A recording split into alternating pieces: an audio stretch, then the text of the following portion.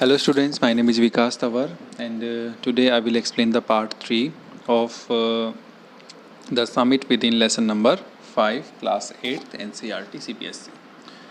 Okay, so we will start from here. Once having granted this, the question remains. Okay, so once having granted this, the question remains, why Everest?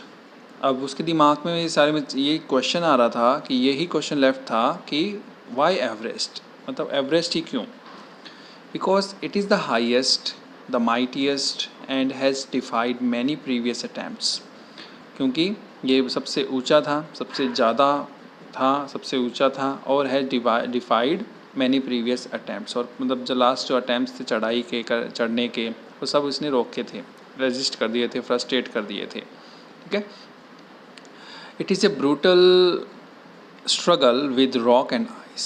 Brutal मतलब निर्दयी, तो ये काफ़ी मतलब कठिन, निर्दयी एक ऐसा स्ट्रगल था, ऐसी मेहनत थी किसकी? रॉक की और आइस की, मतलब पहाड़ों की और चट्टानों की और उसकी अपनी बर्फ़ के साथ.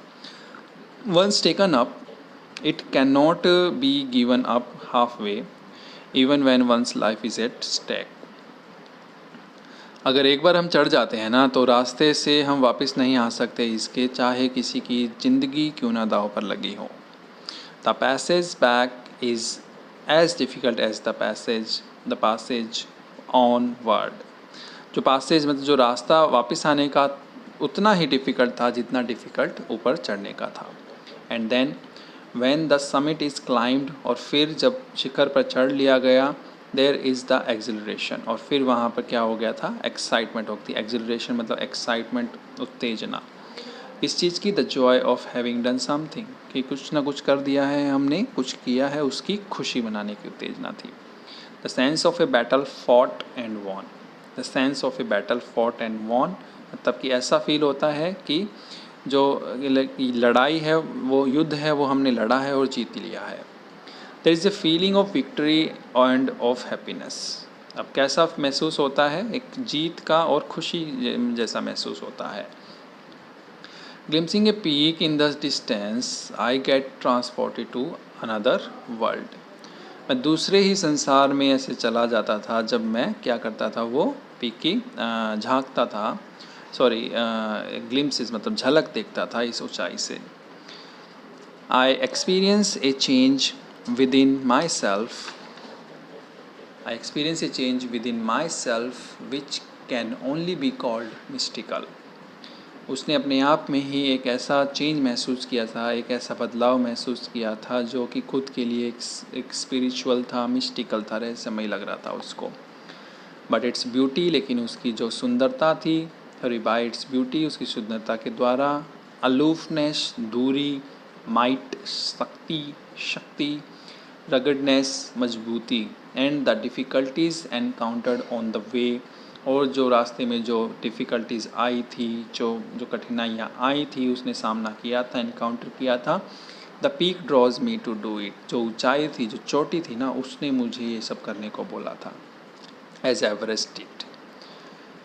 It is a challenge that is difficult to resist. एक चैलेंज था, ठीक है, उसने एक चैलेंज महसूस किया था ये, जो कि डिफ़िकल्ट टू रेजिस्ट, जो कि उसको रोकना बहुत मुश्किल था, काबू पाना बहुत मुश्किल था उसके ऊपर. Looking back, I find that I have not yet fully explained why I climb by Everest. अगर वापस देखा जाए तो मैंने अब तक ऐसे एक्सप्लेन नहीं किया है अच्छे से इसको कि मैंने क्लाइंब क्यों किया एवरेस्ट, मैं एवरेस्ट पर क्यों चढ़ा. It is like answering a question, why you breathe. एक ऐसा क्वेश्चन है जिसका जवाब ये है कि तुम सांस क्यों लेते हो. मतलब ऐसे क्वेश्चन को पूछा गया है जिसको आंसर करना है हमें कि तुम सांस क्यों लेते हो. Why do you help your neighbour. Why do you want to do good acts. तुम अच्छे काम क्यों करना चाहते हो, अपने पड़ोसियों की सहायता क्यों करना चाहते हो. There is no final answer possible. इनका कोई ऐसा मजबूत आंसर नहीं होता, फाइनल आंसर नहीं होता, जवाब नहीं होता. And then there is the fact that Everest is not just a physical climb. फिर एक ऐसा तथ्य भी है कि जो एवरेस्ट है वो एक फिजिकल क्लाइंब नहीं है. The man who has been to the mountain top become conscious in a special manner of his own smallness in this large universe.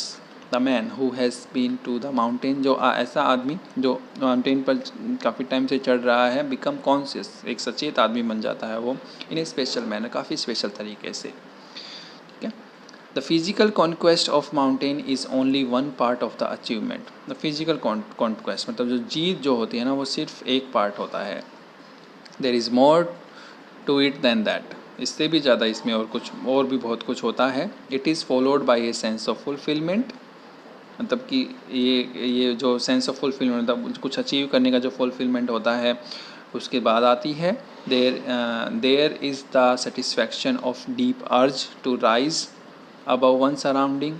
ऐसा सेटिस्फैक्शन भी होता है कि ऑफ ए डीप अर्ज, मतलब टू राइज मतलब ऊपर उठने के लिए किसी चीज़ को उकसाना. ठीक है. और it is the eternal love for adventure in man, और ये एक अनंत प्यार भी होता है जो आदमी एडवेंचर्स करते हैं, कठिनाइयों वाला रास्ते अपनाते हैं. The experience is not merely physical. अब एक्सपीरियंस सिर्फ फिजिकल ही नहीं था, it is emotional and spiritual. Emotionally भी था और स्पिरिचुअल भी था ये. ठीक है. So in this video we will explain the some part of this lesson. We have explained some part of this lesson. Okay, I hope you all have understood.